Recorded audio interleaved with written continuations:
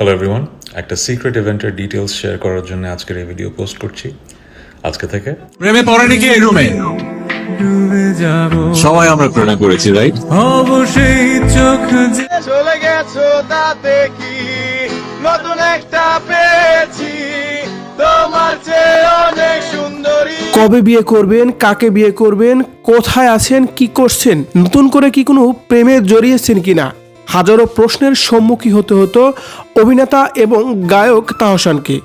আর সকল জল্পনার কল্পনার অবসান ঘটিয়ে যেন এবার কি তাহলে বিয়েই করলেন তাহসান, নাকি বিয়ে ছাড়াই নতুন করে ঘোষণা দিয়েছেন তাহসান রোজার সঙ্গে। ভিউয়ার্স, আমাদের আজকের এই ভিডিওতে এই বিষয়ে বিস্তারিত তুলে ধরব। আসল সত্য জানতে হলে পুরো ভিডিওটি দেখে আমাদের সঙ্গে থাকুন। নিজেই যেন নিরাপত্তা ভেঙেছেন এবার তাহসান।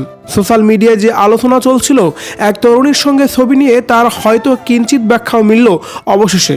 ফেসবুকেই বেছে নিলেন সেই সরব হওয়ার প্ল্যাটফর্ম হিসাবে।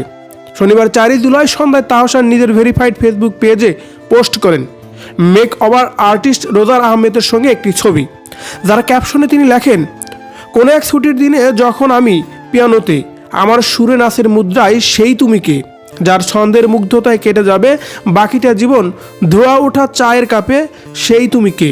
ছবিতে রোজাকে দেখা যায় অফ হোয়াইট শাড়িতে, তার শাড়ির সঙ্গে মিলিয়ে আবার পাঞ্জাবি পরেছেন তাহসান। এর আগে অবশ্য যখন ছবিটি সোশ্যাল মিডিয়ায় ভাইরাল হয়েছিল, তখন তাহসান বিয়ে করছেন এমন খবরই ছড়িয়ে পড়ে, যদিও পরক্ষণে তিনি গণমাধ্যমে দাবি করেন বিয়ের আনুষ্ঠানিকতা হয়নি এখনও।